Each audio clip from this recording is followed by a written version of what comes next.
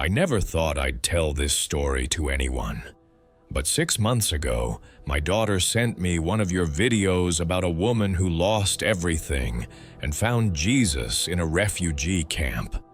I watched it 3 times that night, crying in my kitchen at 2 a.m. Something about her voice, the way she whispered, "He came for my brokenness." It shattered something inside me that had been frozen for years. I realized I wasn't alone. So here I am, finally ready to speak. The desert wind was dry against my face that night, cutting through the black fabric that had become my prison. My suitcase split open on the asphalt, spilling everything I owned across the highway: photos, documents, the small English Bible I'd hidden for months. Behind me, headlights grew larger, closer. They'd found me. My bare feet were bleeding, but I kept running, whispering the only prayer I had left. If you can hear me, if you're real, save me now. The abaya caught on barbed wire, tearing, but I didn't stop. Somewhere in that darkness, between terror and desperation, I was already becoming someone else. Someone who would learn that freedom costs everything, but silence costs your soul. I was taught from the moment I could walk that a girl is a shadow, nothing more. God sees through men, my father would say, adjusting his prayer cap before leading the family in evening worship. Women exist to serve his will through their husbands, their fathers, their sons. Our house was white limestone with blue shutters, beautiful from the outside. Inside, it felt like a tomb. Mother moved through the rooms like a ghost, never speaking unless spoken to, her eyes always fixed on the floor. My 3 older brothers watched me the way you watch a possession, something valuable that must be protected from damage, but never truly yours. At 15, they told me I was ready. Ready for what? I wondered, but asking questions was forbidden. The wedding dress was ivory silk, heavy with pearls that felt like chains around my neck. I remember staring at myself in the mirror that morning, barely recognizing the girl looking back. My mother-in-law pulled me aside after the ceremony, her fingers digging into my arm. "You belong to my son now," she whispered. "Your body, your thoughts, your breath, all his. Remember that." That first night, I learned what belonging meant. The pain was sharp, immediate, but worse was the realization that this was my life now. To be taken whenever he wanted, however he wanted, without question or consent. The silk sheets were stained with my blood, and when I woke the next morning, I felt something inside me die. Not just innocence, hope itself. I pulled the covers over my head and cried silently, the way I'd been taught since childhood. Good girls don't make noise. Good girls don't complain. Good girls disappear. The marriage lasted 18 months, not because it ended, because I broke. He grew tired of my silence, my trembling, the way I flinched whenever he entered a room. "You're defective," he told his parents. "I want a real wife, not this broken thing." The divorce papers came on a Tuesday. I was 21 years old, and in my community, I was already dead. Ruined, my eldest brother spat when I returned home with my single suitcase. Damaged goods. No man will ever want you now. My father wouldn't look at me for weeks. When neighbors asked about me, he would change the subject or claim I was visiting relatives in another city. The shame followed me like a shadow. In the grocery store, at the mosque, even in my own home. Mother would touch my shoulder sometimes when no one was looking, but she never spoke. We both knew the rules. We both knew that my pain meant nothing compared to the family's reputation. Sleep became impossible. I would sit by my bedroom window for hours, counting prayer beads until my fingers went numb, whispering the same verses over and over. Allah is merciful. Allah is compassionate. But where was His mercy for me? Where was His compassion when I was being torn apart night after night?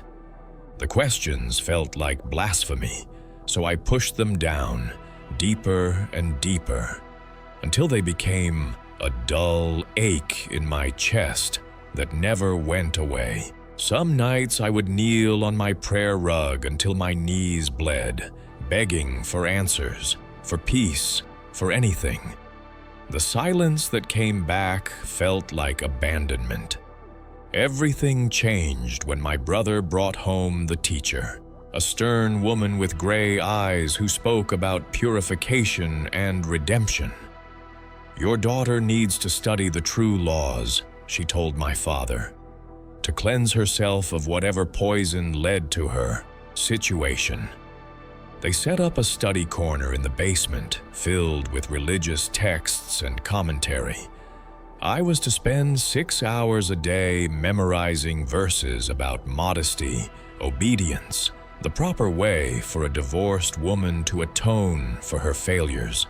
But the basement was where our housekeeper, Fatima, did the laundry. And Fatima had a secret, an old tablet hidden behind the water heater. Late at night, when the house was asleep, she would show me things. First, just music videos, cooking shows, anything from the outside world. Then one night, she found a video of a woman speaking softly into the camera, tears streaming down her face. "My name is Miriam," the woman said. "I was a Muslim. I was trapped, like you might be trapped. And I want to tell you about the night Jesus found me in my darkest hour." I made her replay it 3 times. This woman's story, the fear, the family rejection, the desperate prayers to a God who seemed absent. It was my story. But then she spoke about something I'd never heard before. A God who came looking for the lost, who loved the broken, who called women daughters instead of property. When the video ended, I sat in that basement for hours, staring at the black screen, feeling something crack open inside my chest. It wasn't hope yet. Hope was too dangerous. But it was curiosity, and curiosity, I would learn, is the first step toward freedom. I started watching more videos whenever I could sneak downstairs. Stories of women who had escaped honor killings, who had found shelter in churches, who spoke about Jesus like He was actually present in their lives. Not distant like Allah had become, not angry or demanding, but close, personal. These women talked about praying and getting answers, about feeling loved instead of judged, about finding families that chose them instead of owning them. But I was careful. I cleared the browser history, watched with headphones, never stayed too long. For 3 months, I lived a double life, memorizing Quranic verses upstairs while learning about grace downstairs. I felt like I was betraying everything I'd been taught, but for the first time in years, I also felt alive. These videos became my secret door to a world where women could speak their minds, where God loved them not despite their pain, but because of it. Then I made a mistake. One night I fell asleep in the basement with the tablet still on. My brother found me there at dawn, the video still playing. A Pakistani woman talking about her conversion, her escape, her new life in Christ. The rage in his eyes was volcanic. "You're reading the words of infidels," he shouted, grabbing the tablet and smashing it against the concrete wall. You're bringing shame on this family, on our father's name, on everything we stand for." His hand struck my face so hard I tasted blood, but worse than the pain was the realization that my secret was over. My window to another world had just shattered like that tablet screen. They locked me in the storage room that night. Just 4 walls, no windows, no furniture except a moth-eaten prayer rug. For 3 days, they brought me water and bread once a day, sliding it through a slot in the door like I was an animal. My father's voice echoed through the house at all hours. "She will learn obedience, or she will learn nothing at all." I could hear my mother crying somewhere, but she never came. No one came. I stopped eating on the 2nd day, stopped drinking on the 3rd. If this was God's will for my life, to be caged and silenced and slowly destroyed, then maybe it was better to just stop. I lay on that dirty rug, staring at the ceiling, whispering the only prayer I had left. "If you're real, if you're actually there, show me. Because I can't feel you anymore. I can't hear you, and I'm dying in here." But the silence that came back felt final, like a door closing forever. When they finally let me out, I was different, hollow. My brother's eyes followed me everywhere, and I knew he was watching for any sign of rebellion. My phone was gone, my computer access revoked, even my books were searched and half of them removed. I moved through the house like a sleepwalker, eating when told, praying when expected, speaking only when spoken to. But inside, I was planning. Through whispered conversations with Fatima, I learned about underground networks that helped women escape. There was a contact in Cyprus, a Christian woman who ran a safe house. Fatima knew someone who could arrange false papers, a ticket, a new identity. It would cost everything I had saved, plus money I didn't have. It would mean never seeing my family again, never coming home, living as a fugitive in a foreign country where I didn't speak the language. But the alternative was to die slowly in that white house, to let them kill my spirit one day at a time until there was nothing left of me but an obedient shell. So I said yes. We set the date. November 15th. Fatima would create a distraction during evening prayers. I would slip out through the garden, and a car would be waiting 3 blocks away. From there, a boat to Turkey, then a plane to Larnaca. By dawn, I would either be free or dead. I should have known it was too simple. 2 days before my planned escape, Fatima disappeared. Her room was empty, her belongings gone, as if she had never existed. When I asked my mother where she went, the look of fear in her eyes told me everything. Someone had informed on us. Someone had betrayed the only person who had shown me kindness in years. That night, I locked myself in the bathroom and screamed into a towel until my throat was raw. I looked at myself in the mirror, thin, pale, hollow-eyed, and I knew with complete certainty that I would never leave this place alive. They would watch me until I married again or until I died, whichever came first. The face staring back at me looked like a corpse already. But sometimes, when you think you've lost everything, you discover you actually have nothing left to lose, and that's when you become dangerous. The announcement came 3 days later. My father called me into his study, his face carved from stone, his eyes fixed on documents that would determine my fate. The room smelled of old leather and tobacco. the same smell that had terrified me as a child when I was summoned for punishment. "You are going to Medina," he said without looking up, his pen scratching across official papers. "There is a program there for women like you, rehabilitation, purification. You leave next Tuesday." The words hit me like ice water. I had heard whispers about these programs, places where difficult women disappeared for months or years, emerging hollow-eyed and completely compliant, if they emerged at all. My hands began to shake as I nodded obediently, thanking him for his wisdom, playing the role of the dutiful daughter one final time.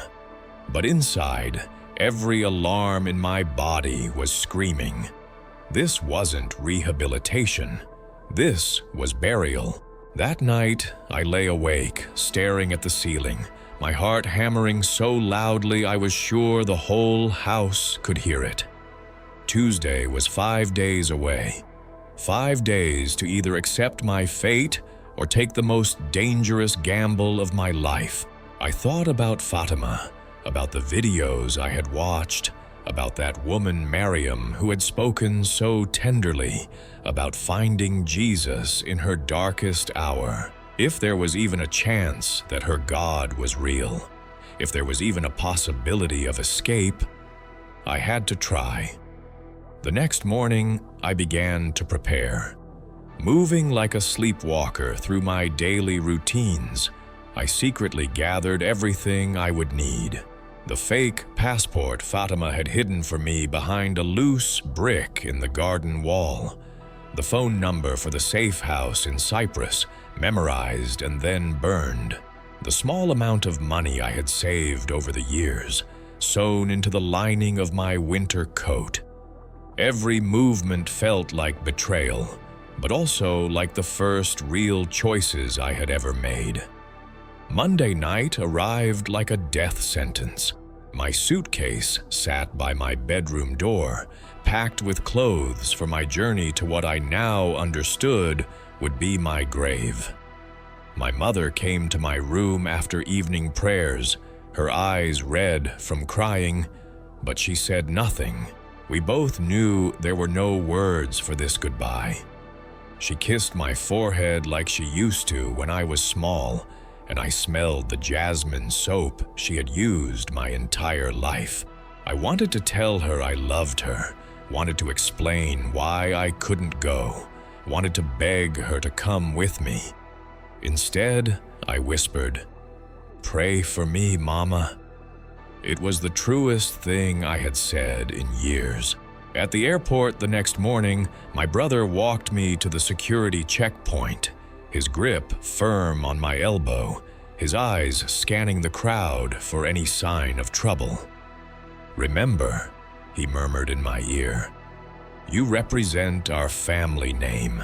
Don't shame us any more than you already have." I nodded meekly, clutching my legitimate passport, the one that would take me to Medina and my destruction. But hidden in my undergarments was the other passport, the one that would save my life if I could find the courage to use it.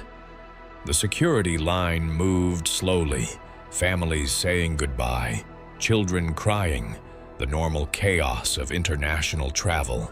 My heart was beating so fast I felt dizzy, but I forced myself to breathe normally, to smile when appropriate, to be invisible. When it was finally my turn at the checkpoint, the guard barely glanced at my documents before waving me through. I was 3 steps into the secure area when I made my choice. "Excuse me," I called to the nearest attendant, my voice somehow steady despite the terror coursing through my veins. "I need to use the restroom urgently." She pointed toward the ladies' room, and I walked there slowly, normally, like any other passenger with a basic need. My brother was still visible through the glass partition, checking his phone, confident that his problem was solved. Inside the bathroom stall, I locked the door with trembling fingers, and pulled out the phone number I had memorized. The digits blurred through my tears as I dialed, my hands shaking so violently I had to redial twice. When a woman's voice answered in English, I whispered in Arabic, This is Aisha. Fatima told you about me." There was a pause that lasted forever. Then, "We've been waiting for you, sister. Listen carefully." The next 4 hours passed like a fever dream. Following instructions whispered over the phone, I slipped out of the airport through a service entrance, where a taxi waited to take me to a warehouse near the port. The driver was a middle-aged woman who spoke no Arabic, but handed me a bag containing different clothes, a sandwich I couldn't eat, and a water bottle I drained immediately. At the warehouse, I met 2 other women, one from Syria, one from Iraq, both fleeing their own versions of hell. The boat was smaller than I had imagined, barely more than a fishing vessel, but the captain spoke gently to us in broken Arabic as we huddled together in the cabin. "Cyprus in 6 hours," he said, pointing toward a horizon I couldn't see. "Then you are free." The word felt foreign in my mouth when I tried to repeat it. Free. As if such a thing were possible for someone like me. The Mediterranean was rough that night, and I spent most of the journey vomiting over the side while the Syrian woman held my hair back and whispered prayers I didn't recognize. But even through the nausea and terror, I felt something I had never experienced before. The physical sensation of moving toward hope instead of away from it. Every mile we traveled was a mile further from the room they had prepared for me in Medina, further from the life that would have slowly murdered my soul. We reached Larnaca as the sun was rising, painting the water gold and pink like something from a dream. Maria was waiting at the dock, a woman in her 50s with kind eyes and calloused hands, speaking rapid Greek to the officials who stamped our documents with barely a glance. "Welcome," she said to me in careful Arabic as we walked toward her van. "You are safe now." But safe and free, I would soon learn, were not the same thing at all. The safe house was a converted apartment building on the outskirts of Larnaca, white walls and blue shutters that reminded me painfully of home. Maria showed me to a small room on the 2nd floor, my own space, my own key, my own choices for the first time in my 21 years of life. The bed was narrow but clean, with sheets that smelled like lavender instead of fear. There was a window overlooking a small garden where lemon trees grew wild and untended. It should have felt like paradise. Instead, it felt like drowning in space. I couldn't sleep that first night, or the second, or the third. Every sound in the hallway made me freeze. Footsteps that might be my brother coming to drag me home. Voices that might be planning my return to Saudi Arabia. Doors that might be unlocked by men who owned me.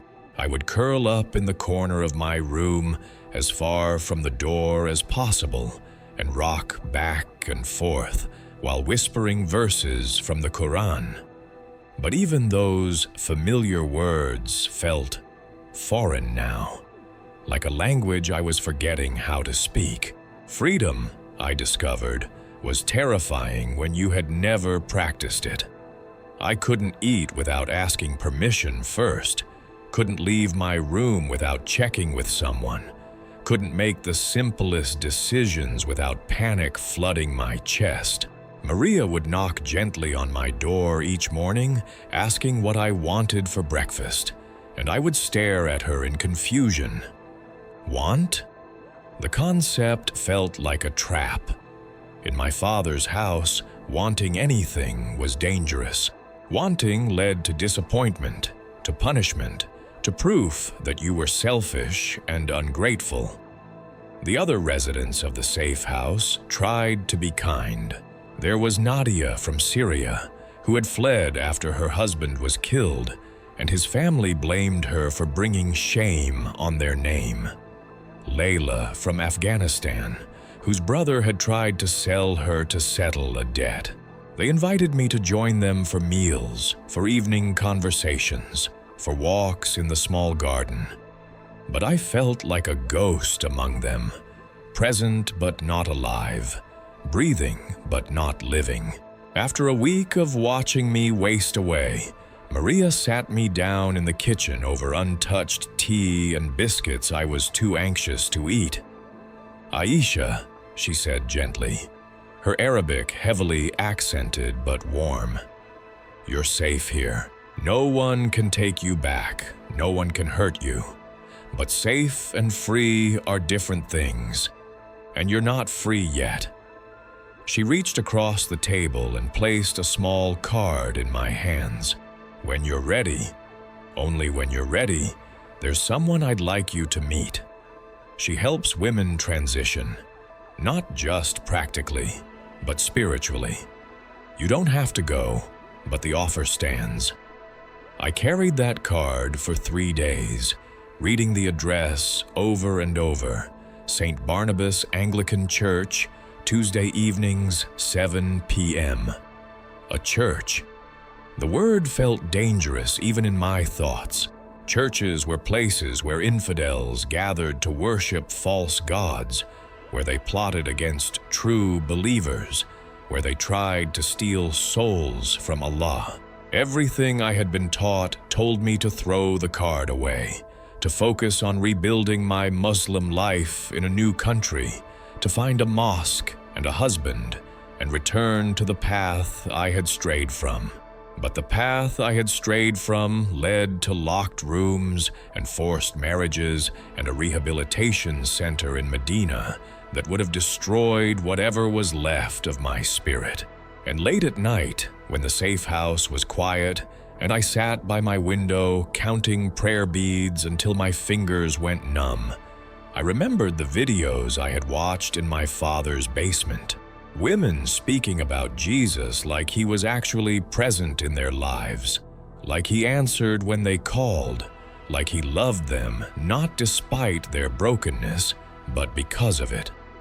On Tuesday evening, I found myself walking toward the address on the card.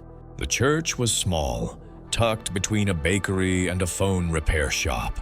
Nothing like the grand mosques of my childhood, with their soaring minarets and marble floors. It looked ordinary, humble, almost apologetic for existing. I sat in the very back row during the service, wearing a headscarf and sunglasses, ready to run if anyone looked at me suspiciously or tried to convert me by force. But no one stared. No one whispered. The pastor was a middle-aged man with gray hair and tired eyes, speaking in English I could barely understand. His voice was gentle, worn smooth by years of comforting the broken. And though I couldn't follow his words, something in his tone reminded me of my grandfather, the only man in my family who had ever spoken to me with tenderness. The congregation sang together, their voices rising and falling like waves, and for the first time in months, I felt something other than fear or emptiness. Not peace, not yet, but the absence of active terror. After the service, an older woman approached me. She was perhaps 60, with silver hair and eyes that held the particular sadness of someone who had survived great loss. "I'm Sarah," she said in accented Arabic, sitting beside me without invitation or apology. "Maria told me you might come."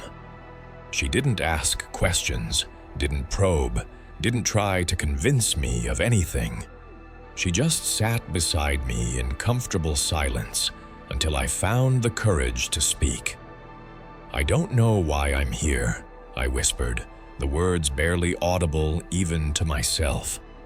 I don't know what I believe anymore. I don't know who I am if I'm not what they made me. Sarah nodded as if my confusion made perfect sense.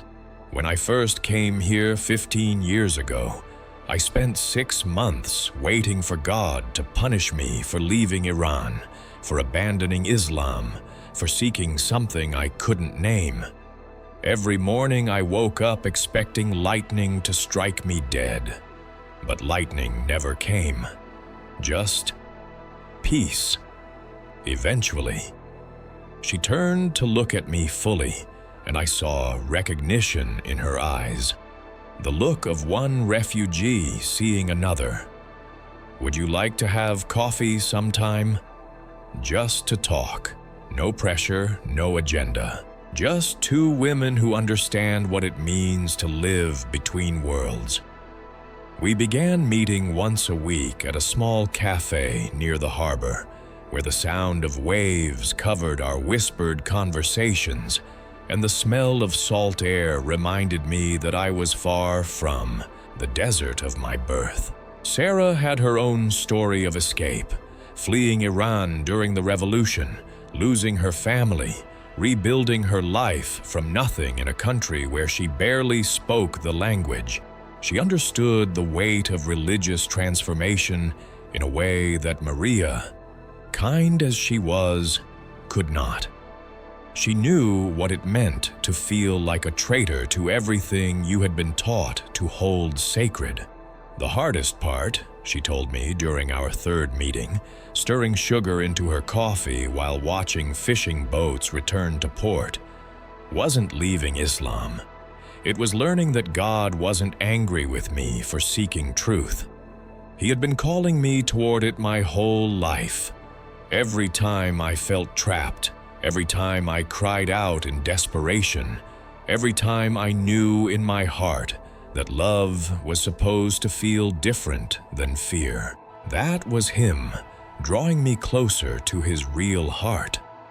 She lent me an English Bible with Arabic translations in the margins, its pages soft from years of reading. Start with the Gospels, she suggested.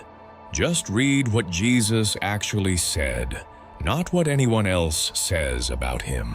See if His words sound like the Jesus you were taught to fear, or like someone entirely different. I tucked the book inside my jacket like contraband, my heart racing as if I were smuggling explosives instead of stories about a carpenter from Nazareth. Reading became my secret rebellion. Late at night, when the safe house was quiet, I would sit by my window with a small lamp and puzzle through verses that seemed to contradict everything I had learned about God. This Jesus spoke tenderly to women, touched outcasts, defended the accused, welcomed foreigners. He called God Abba, Daddy, a word so intimate it made my chest ache with longing. He said things like, "Come to me, all you who are weary and burdened, and I will give you rest, and blessed are those who mourn, for they will be comforted." Where was the harsh judge I had been taught to fear? Where was the God who demanded perfect obedience and punished the slightest deviation with eternal fire? This Jesus seemed almost too good to be true, too gentle, too willing to love people like me, divorced women, outcasts, the ritually unclean. I found myself crying over passages about the woman at the well, the adulteress saved from stoning, the hemorrhaging woman who touched his robe and found healing instead of condemnation. But reading about Jesus and knowing Jesus I was learning were different things entirely. I could intellectually appreciate his teachings, could even feel moved by his compassion, but I felt nothing supernatural, nothing personal, nothing that convinced me he was more than a good teacher who had died 2,000 years ago. Sarah and I would pray together at the end of our coffee meetings, and she would speak to Jesus like he was sitting at our table, present and listening. I would close my eyes and try to feel what she felt, but there was only silence, only the sound of waves and seagulls and my own desperate hoping. "Where is he?" I finally asked one evening, tears spilling over my untouched coffee. Everyone talks about feeling his presence, hearing his voice, being comforted and guided and loved. Where is he for me? I've read the Bible, I've prayed, I've tried to believe, but I feel nothing, just empty. Like someone scooped out my insides and left only an echo. The words came out raw and desperate, months of suppressed doubt and disappointment flooding out at once. Sarah smiled with the particular sadness of someone who remembered asking the same questions. "Sometimes he waits for us to stop performing," she said quietly. "Stop trying to earn his attention, stop begging correctly, stop following the right formula for prayer. Sometimes he's waiting for us to just break, to stop pretending we're fine and admit we're drowning. God doesn't come for our strength, Aisha. He comes for our surrender." Her words followed me back to the safe house that night, echoing in my mind as I climbed the stairs to my small room. Stop performing. Stop trying to earn his attention. Just break. I had spent my entire life performing. The perfect daughter, the obedient wife, the repentant divorced woman, the grateful refugee. Even in my prayers, I was still performing, still trying to say the right words in the right order to convince God I was worth saving. That night, I sat on the edge of my narrow bed, staring out at the Mediterranean under a full moon that cast silver paths across the water. The beauty of it made my loneliness feel even sharper, like a knife turning in a wound that wouldn't heal. I was thousands of miles from home, surrounded by kind people who wanted to help me, reading about a God who promised to love me unconditionally. And yet I felt more alone than I had ever felt in my life. Not the forced isolation of my father's house, but the deep, existential loneliness of someone floating between worlds, belonging fully to neither. I was too tired to pray properly, too empty to beg anymore, too broken to keep pretending I had any strength left. So I simply whispered into the darkness, my voice barely audible even to myself. "I don't know who you are. I don't know if you're Allah or Jesus or someone else entirely. I don't know if you can hear me or if you care, or if you're even real. But I'm done pretending I'm strong enough for this. I'm done trying to figure everything out on my own. If you exist, if you care about me at all, I'm here. I'm broken. I'm scared. I'm completely lost. And I'm yours if you want me." The words hung in the air like a prayer I didn't know how to pray, raw and honest and stripped of every pretense I had ever hidden behind. And in that moment of complete surrender, when I had nothing left to offer but my brokenness, something extraordinary began to happen. The room filled with light, not from the bedside lamp, which was turned off, not from the moon, which was partially hidden behind clouds. Light that seemed to come from everywhere and nowhere at once, warm and golden and impossibly gentle, like being embraced by liquid sunshine. My first thought was that I was having some kind of breakdown, that months of stress and displacement had finally snapped something essential in my mind. But this light felt more real than anything I had ever experienced. more solid than the bed beneath me or the walls around me. At the foot of my bed stood a man in white robes, but not like the imams or religious teachers I had known my entire life. Those men had always carried themselves with stern authority, their presence demanding submission and fear. This man's face radiated something I had never seen before: complete, unconditional, overwhelming love. His eyes held no judgment, no disappointment, no anger at my doubts or failures or betrayals. Only tenderness so profound it made my chest ache with recognition, as if some part of me had been waiting my entire life to see that expression. He didn't speak with his mouth, but somehow his voice filled every corner of my heart, every hollow space that years of rejection and abuse had carved out inside me. Daughter, my beloved daughter, I have been waiting so long for you to come home.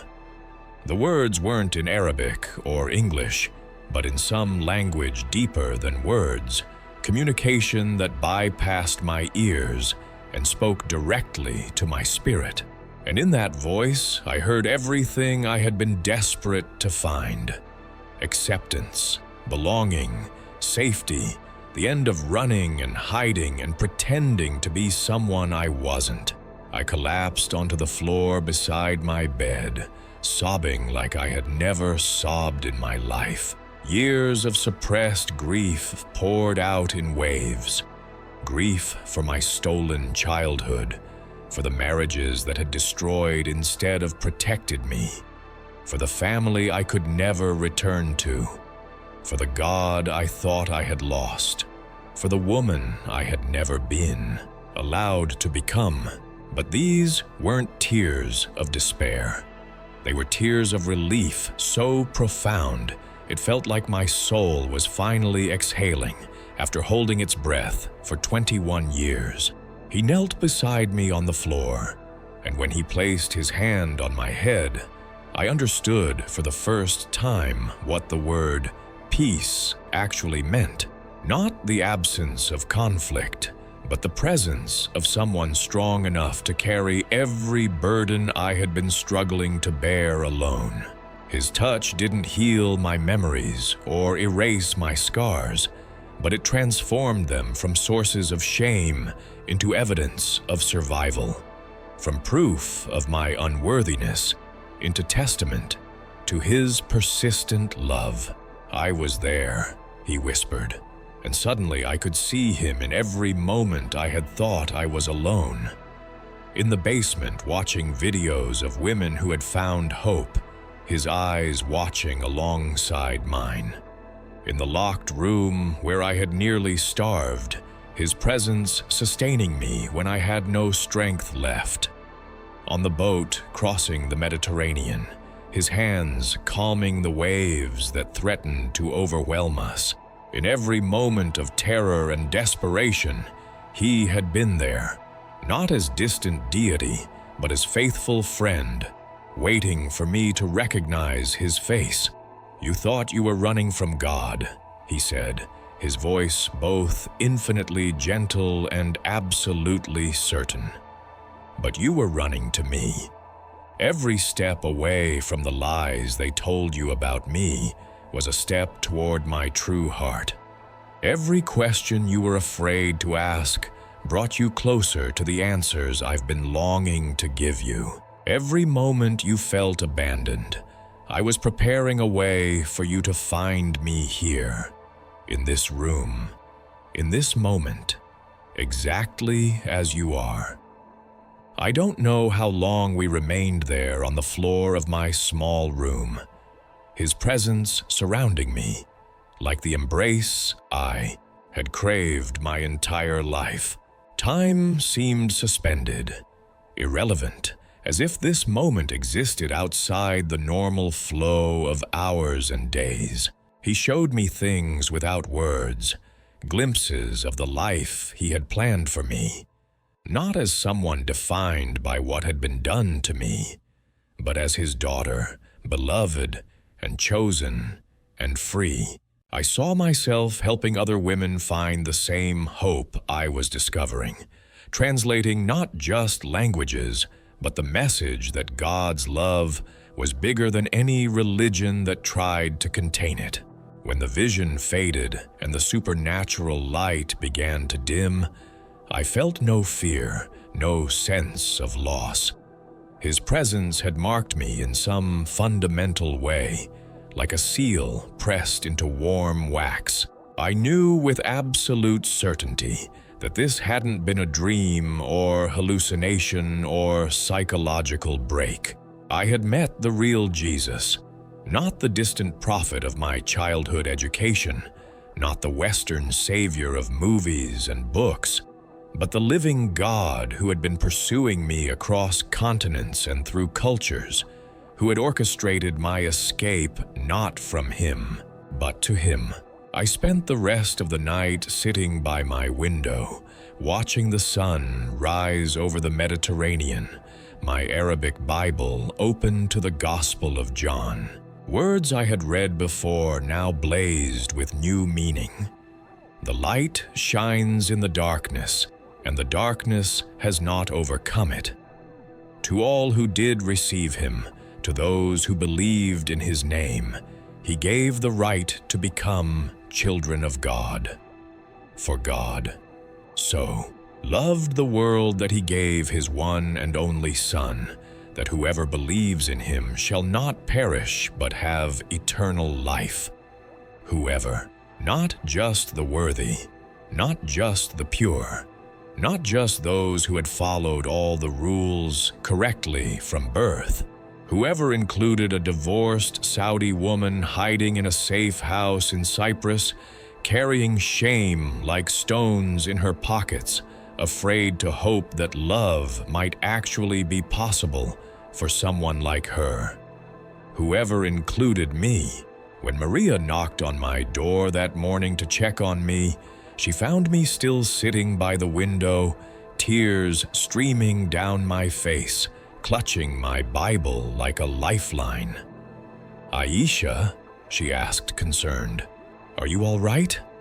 I looked up at her through my tears and smiled. The first real smile I had produced in years. "I think," I said slowly, testing the words as they formed, "I think I know who I am now." 3 weeks later, I stood on the shore at Larnaca Beach just after dawn, wearing a simple white dress that Sarah had bought for me, holding the Bible that had become my constant companion. The water was calm, painted gold and pink by the rising sun, and a small group from St. Barnabas had gathered to witness what I never thought would be possible. My baptism into a new life, a new identity, a new family that had chosen me instead of owning me. Pastor Michael waded into the water with me, his weathered hands gentle as he guided me deeper into the Mediterranean that had carried me to freedom. "Aisha," he said in careful Arabic, "do you believe that Jesus Christ is the Son of God, that he died for your sins and rose again, and that he is Lord of your life?" The words felt like coming home after a lifetime of wandering. "Yes," I whispered, then louder. "Yes, I believe." As he lowered me beneath the surface, I thought about the night I had run across that desert highway, terrified and alone, whispering desperate prayers to a God I wasn't sure was listening. I thought about the girl called Aisha, who had learned to disappear, who had been taught that her worth was measured by her silence, who had believed she was nothing more than a shadow cast by the men who owned her. And as I emerged from the water, gasping and laughing and crying all at once, I knew that girl had died in those depths, and someone entirely new had been raised in her place. I was called Aisha. I told the small crowd gathered on the sand, my voice strong and clear despite my tears. But that name died in the desert when I chose truth over safety. Now I am Miriam, because like the first Miriam, I have passed through the sea and lived to sing on the other side. The name felt right on my tongue, felt like something I had always been meant to be called, felt like the sound of freedom itself. The months that followed were a whirlwind of learning and growing and discovering who I was when no one was telling me who to be. I threw myself into English classes, into understanding my new culture, into the rhythms of church life that felt so different from the rigid ceremonies of my childhood. Sarah became my spiritual mother, teaching me how to pray as a daughter instead of a servant, how to read the Bible as love letters instead of legal documents, how to see God's face in everyday miracles I had been trained to overlook. But perhaps the most healing part of my new life was when Maria asked if I would consider helping other women who arrived at the safe house. "You understand their fear in a way I never could," she explained. "You speak their language, both literally and spiritually. You could be a bridge for them, help them see that it's possible to build a new life from the ashes of the old one." I said yes immediately, knowing this was part of what Jesus had shown me in that vision. My purpose, my calling, my way of turning my pain into something useful. Working with newly arrived refugees broke my heart and rebuilt it stronger every day. I held the hands of women who woke up screaming from nightmares about honor killings, translated for girls who had been sold into marriage before they learned to read, sat beside mothers who had fled with nothing but their children and the clothes on their backs. In their faces, I saw my own story reflected back at me, and in my survival, they glimpsed the possibility that they too might find peace on the other side of devastation. One evening, about 6 months after my baptism, I received a message through the encrypted chat system we used to communicate with women still trapped in dangerous situations. It was from a girl in Pakistan who had somehow found one of my testimonies online. "My name is Fatima," she wrote. "I am 19. I was living in fear like you described, locked in rooms, forbidden to speak, told I was worthless. But I watched your video about meeting Jesus, and something broke open inside me. I have been praying to him every night for 2 weeks. Yesterday, I felt his presence for the first time. I am still trapped, but I am not alone anymore. Thank you, Miriam. You saved my life by telling yours." I sat in my small apartment, my own apartment now, with my own key and my own choices, and wept over that message. Not tears of sadness, but tears of overwhelming gratitude that my story, painful as it had been to live, was becoming a source of hope for someone else still living in darkness. This was the alchemy that Jesus specialized in. I was learning, transforming our deepest wounds into our greatest strengths, our most shameful secrets into our most powerful testimonies. Tonight, as I write this, I am sitting on my balcony overlooking the Mediterranean, 7 months after that night when Jesus appeared in my room and called me daughter. The moon is full again, casting those same silver paths across the water, but I am not alone anymore. I can feel his presence as clearly as I feel the warm night air on my skin, as real as the sound of waves below and the taste of jasmine tea growing cold in my cup. Tomorrow I will go to the safe house and meet with 3 new arrivals. sisters from Somalia, who fled after their father tried to sell them to settle gambling debts. I will look into their eyes and see my own fear reflected there, and I will have the privilege of telling them what someone should have told me years ago. You are not alone. You are not forgotten. You are not worthless. There is a God who knows your name, who has been calling you toward freedom your entire life, who loves you not despite your brokenness, but because of it. If you are listening to this story in secret, if you are one of those women hiding like I was, whispering desperate prayers into the darkness while everyone sleeps, hear me now. I was locked in a room with no light, and still, He found me. Not because I was strong enough to save myself, not because I had enough faith or said the right prayers or followed the correct religious formula. He came for my brokenness, not my perfection. He came for my questions, not my certainty. He came for my desperate surrender, not my impressive spiritual resume. Jesus didn't come to make me a better Muslim. He came to make me His daughter. He didn't come to fix my religion. He came to give me a relationship. He didn't come to improve my circumstances. He came to transform my identity.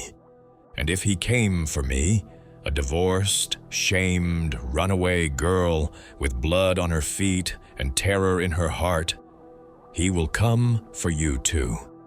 You don't have to be perfect. You don't have to have it all figured out. You don't even have to be sure He's real. You just have to be willing to whisper into the darkness what I whispered that night in my small room in Cyprus. I'm here. I'm broken. I'm yours. The light that will fill your room when you finally surrender isn't an ending. It's the beginning of the life you were always meant to live. My name was Aisha, which means living in Arabic. But I wasn't truly alive until I died to everything I thought I knew about God and was reborn as Miriam, the one who passed through the sea and lived to sing praise on the other side. Your new name, your real name, is waiting for you too. Jesus is calling you toward it, one broken step at a time.